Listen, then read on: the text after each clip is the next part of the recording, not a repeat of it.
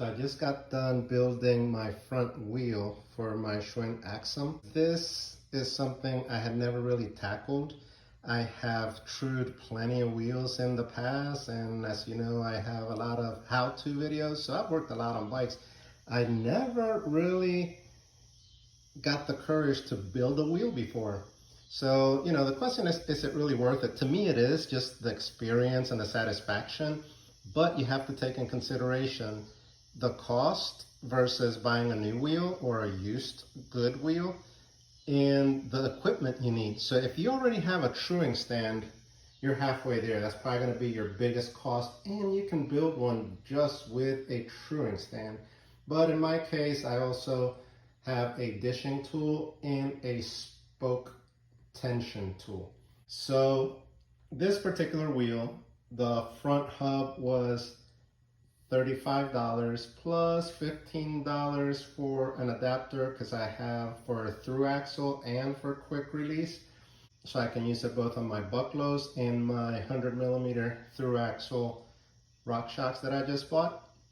The rim was about $40 and the spokes were almost $50 because I went with DT Swiss. I didn't cheap out on the spokes. So I think it was about $25 for the spoke tension measuring tool, and it was about $45–50 for the dishing tool.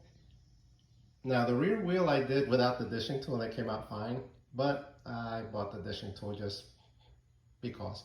And you don't really need the spoke tension measuring tool, but it helps if you really want to do a quality job.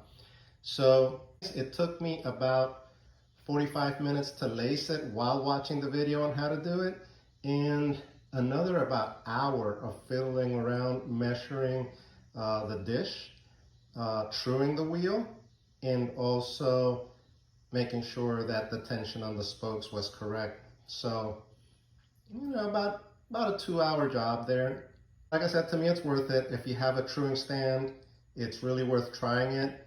Up there should be a link to the video I used. It's a part tool video, and I mean, it honestly made the lacing so easy, and since I already have done the truing on various wheels before, that was rather fast and not too bad. So really satisfied with how this wheel came out. I hope you guys keep following the build. So give it a thumbs up, stay tuned, keep an eye out for the follow-up video.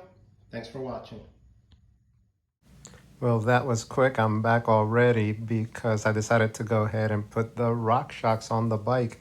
Before I put it in, I put the wheel on the bucklows and weighed the bike, and it weighed in at 27.8 pounds. Really light. So I went ahead and installed the rock shocks on it, but the rock shock weighs about a pound more. So the bike is back up to about 29 pounds or so. But yeah, it came out really good. It's nice to have all the tools. So I just went ahead, cut that steer tube on the fork, installed it, and you know, it didn't take too long. So the stanchions on this is steel, whereas the bucklows, they're aluminum. That's why the bucklows is so light. But then again, that's why the bucklows is a little weaker. And I have seen some pictures of people that have broken the stanchions on the bucklows. With this rock shocks is steel, it's a little heavier, but it rides so much nicer and it's going to be so much safer. So this fork really, to me, is a good upgrade. 130mm travel, which is, you know, a little, I thought it was going to be a little long for this bike because originally, of course, it came with a 100mm travel fork, but the bucklows was 120mm. Now this is 130mm travel. It still feels really good. The geometry still feels good, but I'll have to take it out and hopefully I'll make a video soon. Again, thanks for watching and give it a thumbs up. Stay tuned for more videos on the Axum, hopefully a good trail video.